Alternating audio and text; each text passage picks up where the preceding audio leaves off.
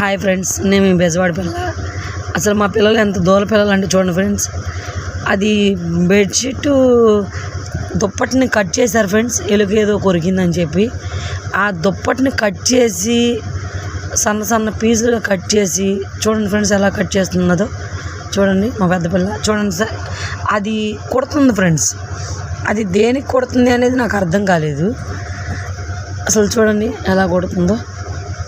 అసలు మంచిగా ఉన్న దుప్పటిని ఏదో చిన్న ఎలుగు కొరికిందని కట్ చేసి మరి అలా కుడుతున్నారు.